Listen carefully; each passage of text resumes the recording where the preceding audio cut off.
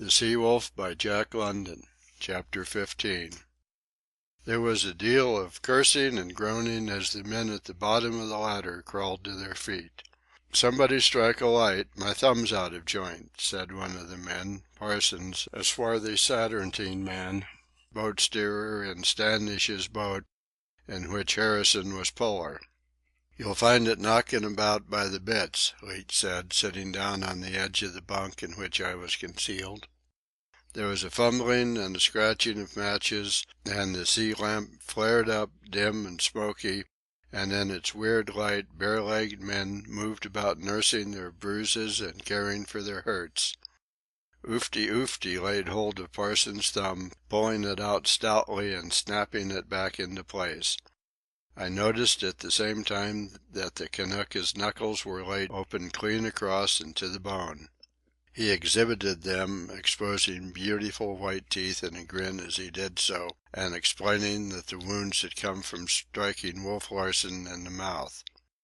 "So it was you, was it, you black beggar?" belligerently demanded one Kelly, an Irish-American and a longshoreman making his first trip to sea, and boat puller for Kerfoot.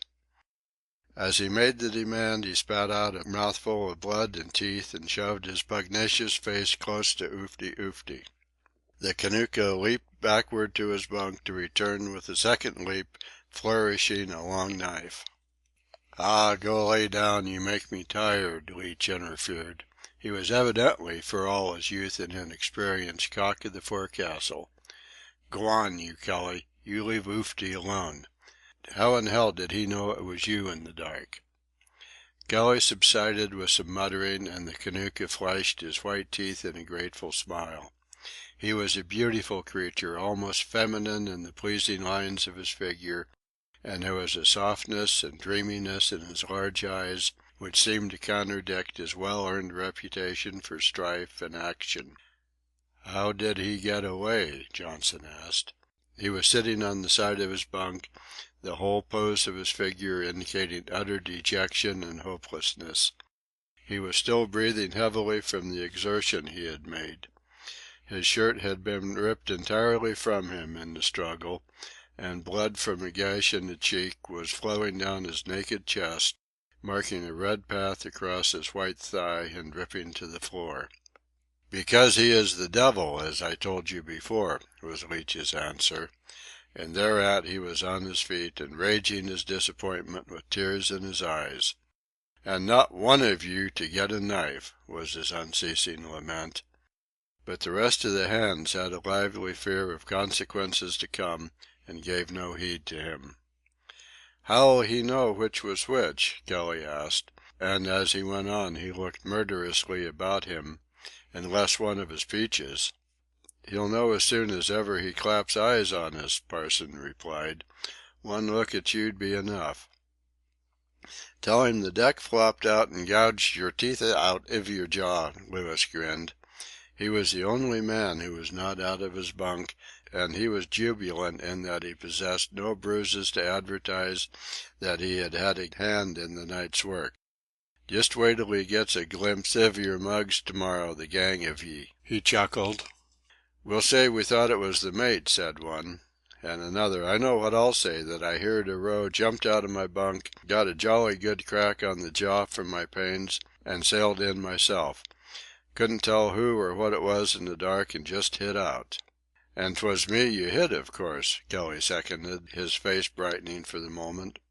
Leach and Johnson took no part in the discussion, and it was plain to see that their mates looked upon them as men for whom the worst was inevitable, who were beyond hope and already dead. Leach stood their fears and reproaches for some time. Then he broke out, "You make me tired. A nice lot of gazabas you are. If you talked less with your mouth and did something with your hands, he'd have been done with by now.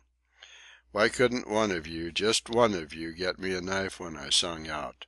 You make me sick. A beefin' and bellerin' round as though he'd kill you when he gets you. You know damn well he won't. Can't afford to.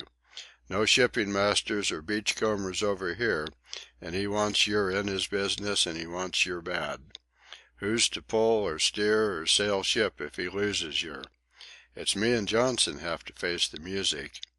Get into your bunks now and shut your faces. I want to get some sleep." "That's all right, Parsons spoke up.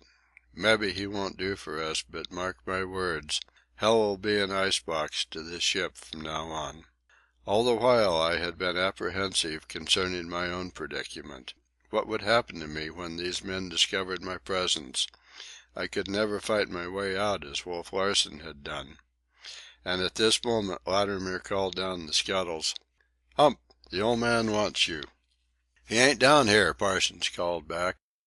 "Yes, he is," I said, sliding out of the bunk and striving my hardest to keep my voice steady and bold. The sailors looked at me in consternation. Fear was strong in their faces, and the devilishness which comes of fear. "I'm coming," I shouted up to Latimer.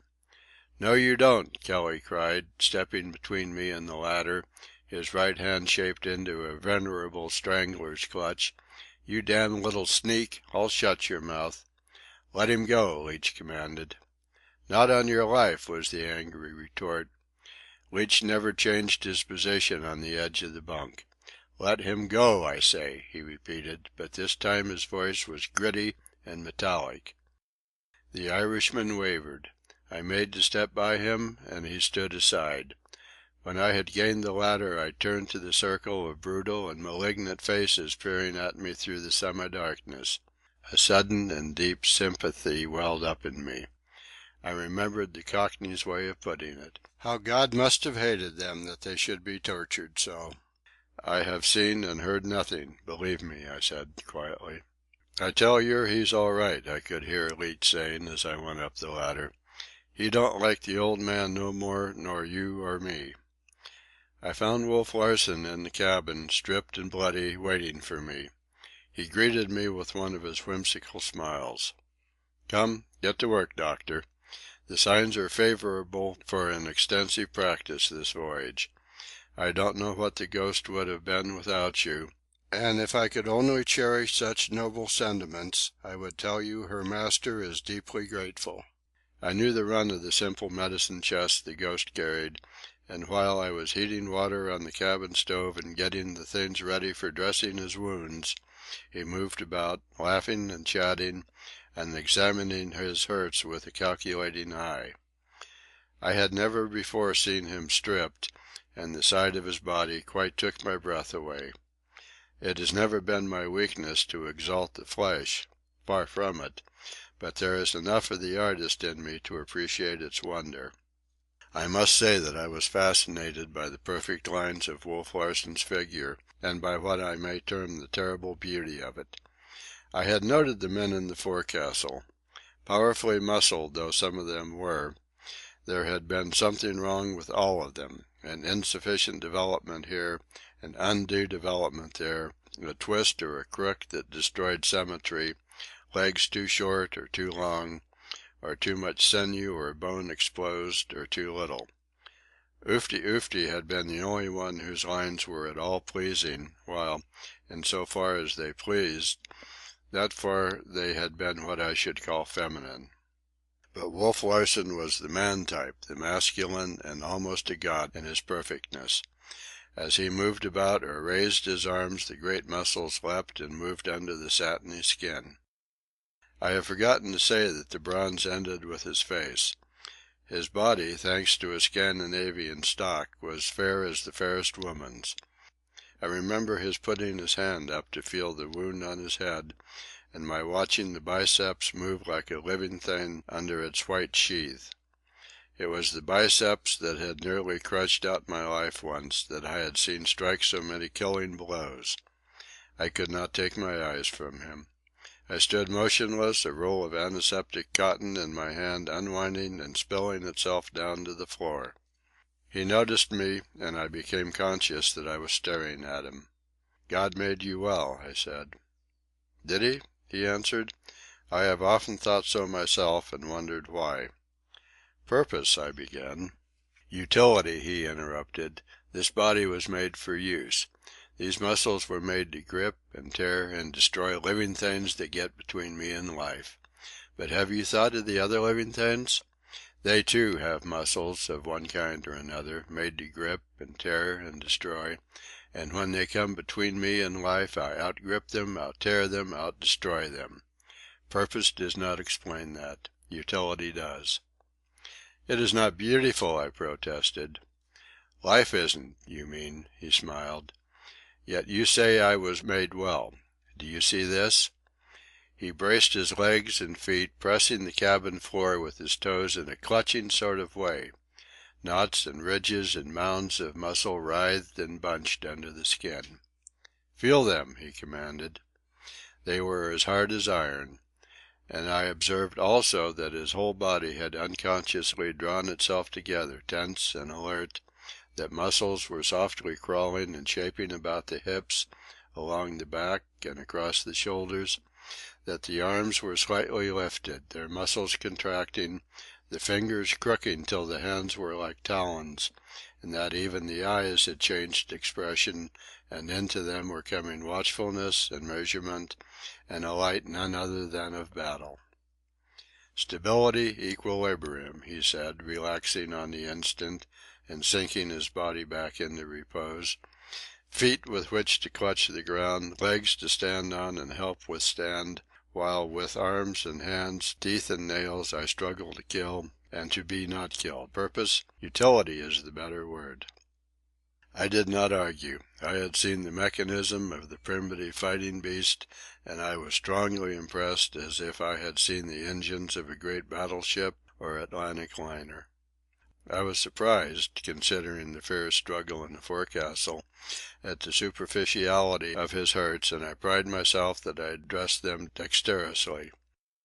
With the exception of several bad wounds, the rest were merely severe bruises and lacerations. The blow which he had received before going overboard had laid his scalp open several inches. This, under his direction, I cleansed and sewed together, having first shaved the edges of the wound. Then the calf of his leg was badly lacerated, and looked as though it had been mangled by a bulldog. Some sailor, he told me, had laid hold of it by his teeth at the beginning of the fight, and hung on, and been dragged to the top of the forecastle ladder when he was kicked loose. "By the way, Hump, as I have remarked, you are a handy man," Wolf Larsen began when my work was done. "As you know, we're short a mate. Hereafter you shall stand watches, receive $75 per month, and be addressed fore and aft as Mr. Van Weyden." I don't understand navigation, you know," I gasped. "Not necessary at all." "I really do not care to sit in the high places," I objected. "I find life precarious enough in my present humble situation. I have no experience. Mediocrity, you see, has its compensations." He smiled as though it were all settled. "I won't be mate on this hell ship," I cried defiantly. I saw his face grow hard and the merciless glitter come into his eyes. He walked to the door of his room, saying, "And now, Mr. Van Weyden, good night." "Good night, Mr. Larsen," I answered weakly. Chapter 15